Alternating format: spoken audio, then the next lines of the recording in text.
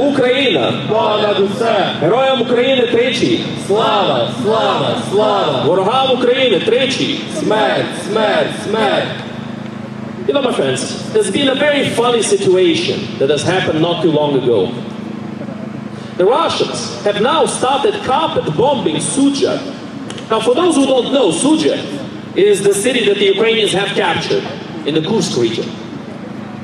And the Russians have this motto, "Своих не бросаем," which in translation means, we don't leave our own behind.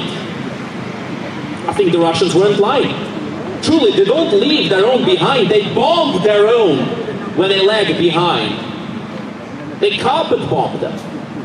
I mean, so much for protecting, so much for defending that Rodina, that motherland. Now they're bombing their own motherland. And you know what else is funny? That the Russians are now very mad and they call out this injustice. Because indeed, how dare the Ukrainians attack them?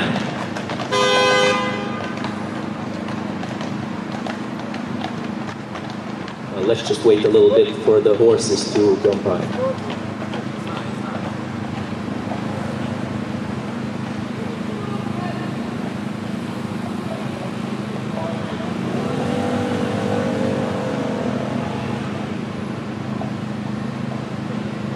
All right, my friends, we're going to start in a little bit low volume.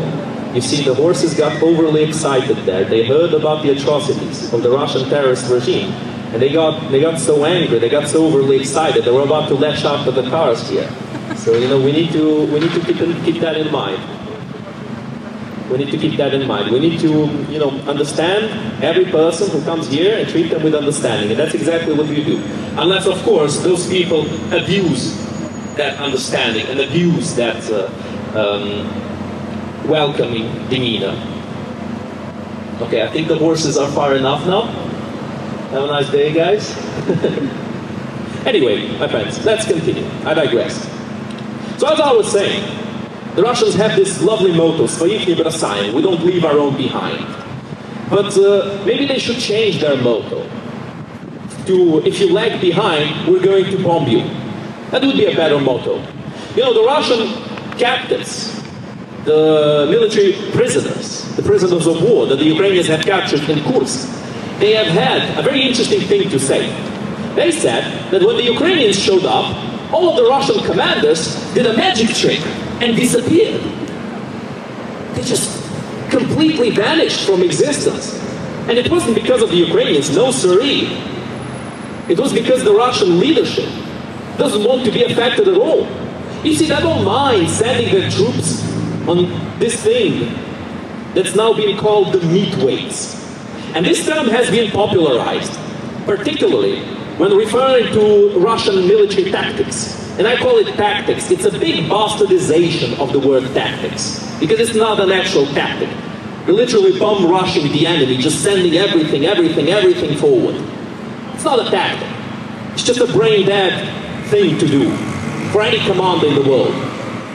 And it must be difficult for the people in the West to understand such a thing, to comprehend it. I mean, here, troops, they actually matter. When you get big losses in a battle or in a skirmish or in an engagement, there's consequences to that. I mean, you could lose your position in the military if you have big losses without any gain whatsoever. But in Russia, these big losses are expected. In fact, as long as you capture even a millimeter of land, those losses are perfectly fine. They don't care about them. They got the manpower. The thing they don't have is training, discipline, and experience. And of course, equipment.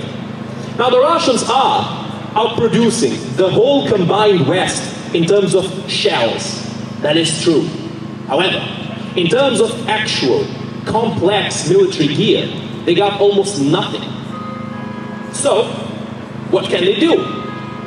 Exactly the same thing they've done in Mariupol. Exactly the same thing they've done in Bucha. Exactly the same thing they've done in Bakhmut and in Avdiivka. They've been leveling these settlements to the ground. Or if they can't level them, They commit war crimes to scare the population into submission, after they move in, that is. And in Suja, that's exactly what they're doing now. I mean, so much for wanting to, quote-unquote, liberate their land. Look how liberated Bakhmut is. It's wiped off the face of the earth. Look how liberated Avdiivka is. Same exact thing. Look how liberated Mariupol is. After the Russians were done with it, vast parts of the city completely leveled to the ground. And now look what they are doing in Suja. It's exactly the same kind of tactic, my friends. It's time to wake up at long last.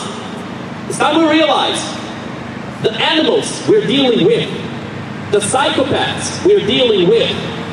It's time to realize that Russia is not only the enemy of Ukraine, but the enemy of the whole free world. And it's finally time to realize that you don't try to appease your psychopathic enemies. You don't try to appease the people who want you dead. It's impossible to appease them.